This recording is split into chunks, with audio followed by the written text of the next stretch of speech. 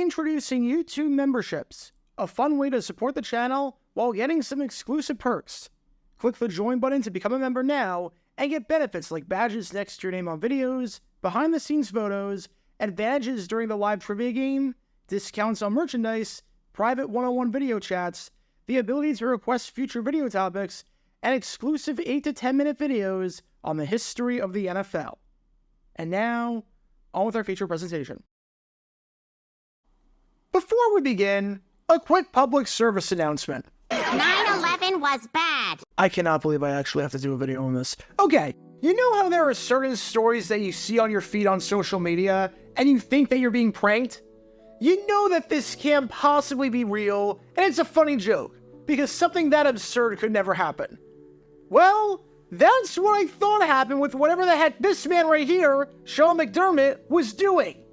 Even on his bye week, he finds a way to make it on dumb decisions. This feels like something straight out of The Office. This feels like something Michael Scott would do. This seems like that episode with Diversity Day in terms of the dumbest ideas for anyone to try and bring their team closer together. But this is somehow real. This isn't a comedy. This is a real thing that happened.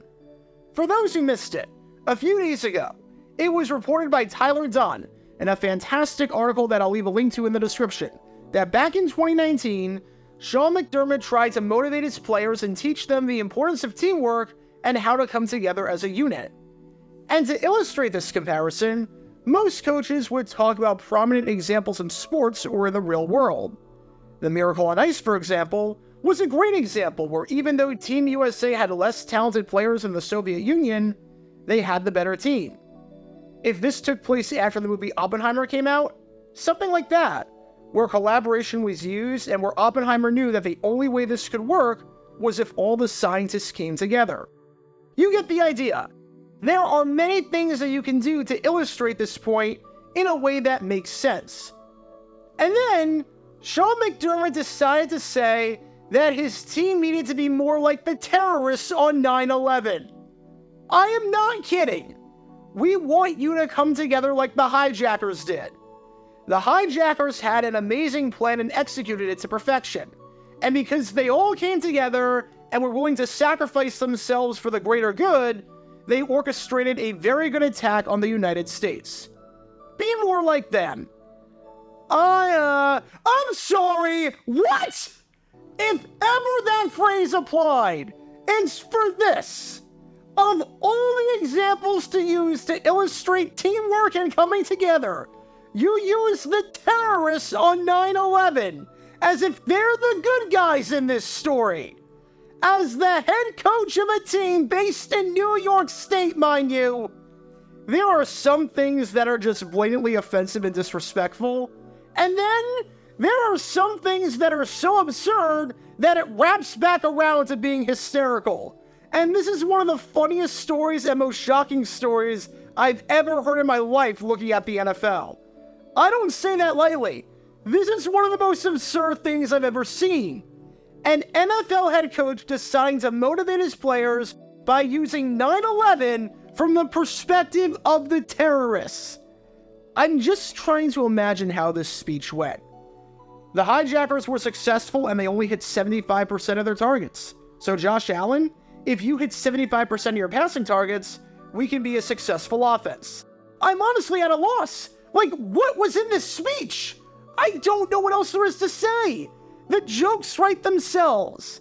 It's absurd. And if Sean McDermott gets fired after the end of this season, while there will be many reasons, from losing to atrocious in-game management, the 9/11 speech, and I cannot believe that's actually a thing, will be one of them. Which got me to thinking, was that the worst comparison ever made by an NFL official to a player? It might be. It honestly might be.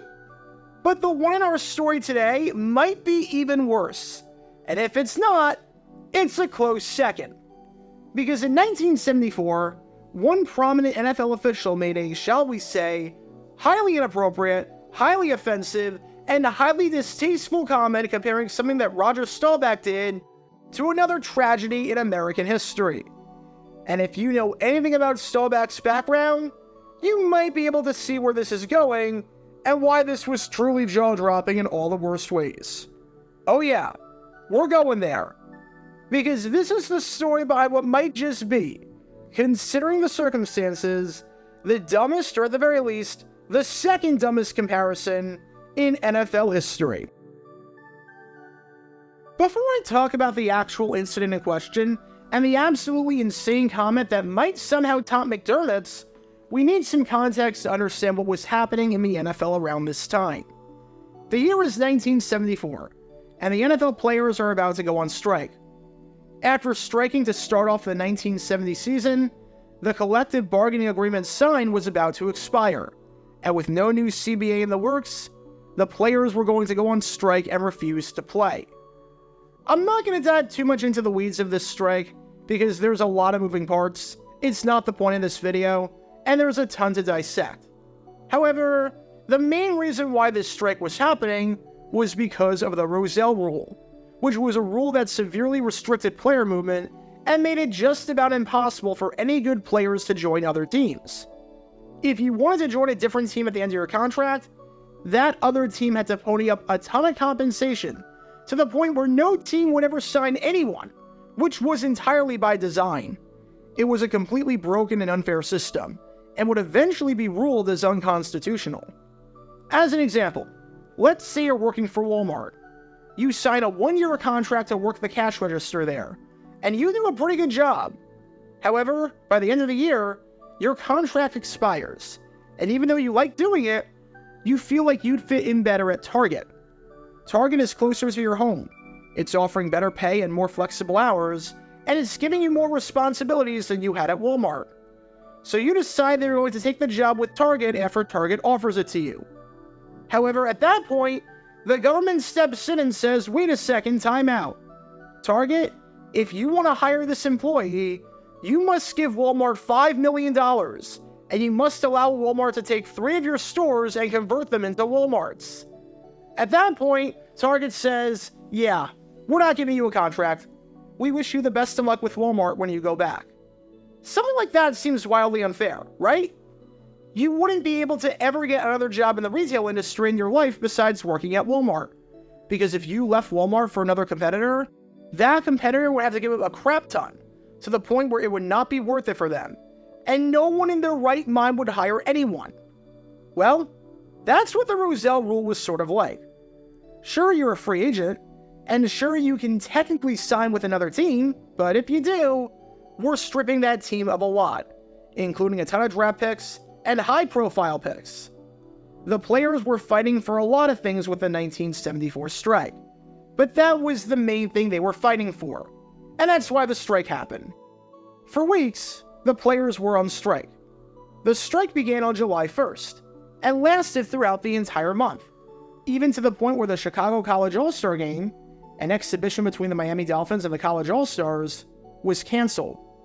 Some owners, like Kansas City Chiefs owner Lamar Hunt, felt as though the strike would not impact the season, and that games would be played in some form or another. Others, like Joe Robbie, though, of the Miami Dolphins, felt as though the season would be in serious jeopardy. When he was asked about whether the entire regular season could potentially be canceled as a result of this, Robbie bluntly responded by saying, yes, it could. However, one by one, after a month, the dominoes started to fall, and some players started crossing the picket line. And one of the first prominent ones to do it? None other than this man right here, Dallas Cowboys quarterback Roger Staubach. Entering the 1974 season, Staubach had established himself as one of the best quarterbacks in all of pro football.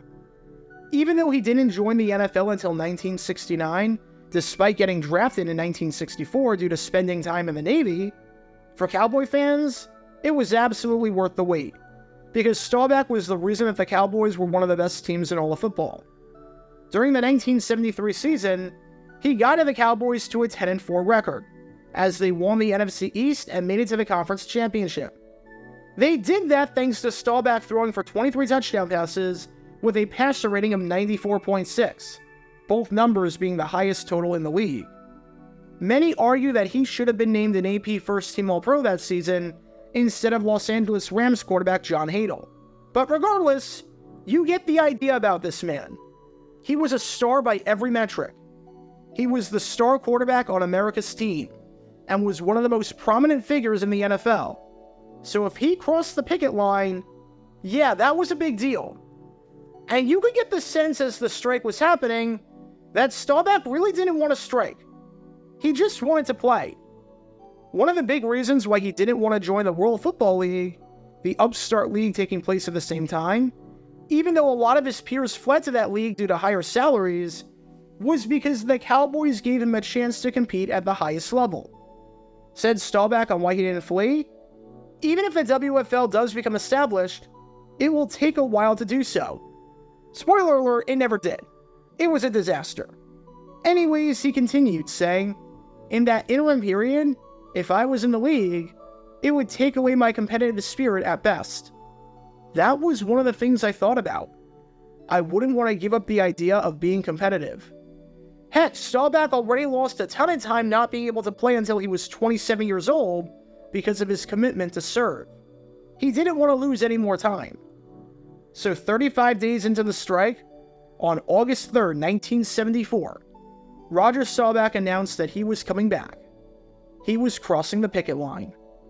Said Staubach, "This has been a very tough decision, but after weighing at length all aspects of the strike, such as teammates, player demands, fan reaction, player and owner negotiating strategy, and crossing the picket line, I have decided to report to camp. This is an individual decision on my part, with no intent to influence others." The domino fell. And understandably, Ed Garvey, the executive secretary of the NFLPA, was furious. The owners were close to winning. Everything was falling apart. So Garvey had an interesting comment when asked about Staubach crossing the picket line. Compare Staubach's decision to Pearl Harbor. Seriously, that was the approach. Roger Staubach crossing a picket line to play football was the equivalent of the Japanese issuing a surprise attack on the United States, killing hundreds of people and getting the country involved in World War II. Because that makes sense. Said Garvey, I'm glad I wasn't at Pearl Harbor with him. Now, Roger Staubach said after his initial comment that he wasn't going to talk about this anymore. He had no further comment on the matter, seeing as it was an individual decision. But after hearing what Garvey said, yeah, he couldn't let that slide. He wasn't going to let someone use his name like that in a comparison to Pearl Harbor, especially when Staubach literally served in the Navy. Talk about McDermott all you want. At least none of the players on the Bills had family members that died that day. Referencing Pearl Harbor to a Navy man? Oh, you're going to hear about that. Because after Staubach heard those comments, he said, that is a really ridiculous analogy. It shows the type of leadership we have if you have to use analogies like that to make statements. Normally, I wouldn't say anything about it. But talking to a Navy man about Pearl Harbor, I just thought that was uncalled for. You can say a lot of things to a Navy man, but talk about his family and then Pearl Harbor, and you're in trouble. You don't use the analogy of Pearl Harbor to get across any point. I was very much upset about it. And even though Garvey apologized to Staubach, Staubach wasn't buying that. As Staubach said, if he hadn't said Pearl Harbor, if he just said Staubach's a scab, I wouldn't have said anything. And as the cherry on top, even though Staubach previously said that he was making an individual decision and that he wasn't going to encourage or influence anyone else, that quickly changed once Garvey made those comments, saying, it makes a lot more sense if a person stands up and does what he believes is right, rather than going along with a man who has no more common sense than to make an analogy like that about Pearl Harbor. So yeah, I'm going to take a wild guess and say that attacking a Navy man by referencing Pearl Harbor was probably not the best strategy. You know who did have a really good strategy, though? The Terror. Now, as for what happened after the quarterback of this team right here crossed the picket line, Roger Staubach, he would not have that good of a 1974 season. In fact, it would be a major disappointment. He threw more interceptions than touchdowns, he had his touchdowns slashed in half, and the Cowboys missed the playoffs with an 8-6 record, uncharacteristically bad by their standards at the time. However, Staubach would bounce back and would make the Pro Bowl his final 5 seasons, and would win a Super Bowl, and would make the Hall of Fame, and would eventually become one of the greatest quarterbacks of all time. Ed Garvey, on the other hand, he led the NFLPA during the 1982 strike, which resulted in 2 months of games getting canceled with no real changes made for the players, and he would be disgraced after that. So in terms of the battle between Staubach and Garvey, advantage to Staubach in a big-time way. So what's the moral of the story? If you're gonna try and motivate someone or persuade them, it's probably not a good idea to use an American tragedy. Don't use the terrorists on 9/11 to motivate your players. Don't use the Japanese fighters at Pearl Harbor to motivate people. Just steer clear of days where people died and days that live in infamy. I think that's a pretty good rule of thumb. Just play it on the safe side there. So I don't know whose comments were worse. Sean McDermott for making a speech that he clearly planned and slept on thinking it would be a good idea, or Ed Garvey for making a one-sentence remark about a tragedy that impacted a Navy man in particular. But whoever side you're on, I think it's clear that both of these comments are comments which will live in infamy. Get your official Jaguar Gear 9 merchandise by going to jj9shop.com, and be sure to like and subscribe, as it really helps the channel out a lot. Join me every Wednesday night where we'll play NFL Trivia for cash prizes at 9 p.m. Eastern over on Twitch. To learn more about the history of college football, subscribe to Jaguar Gator 8. To learn more about the history of Major League Baseball, subscribe to Jaguar Gator 7. Also, special thanks to all of our Patreon supporters for helping out the channel. Your support is greatly appreciated. See how you can become a patron and request future video topics in the description below.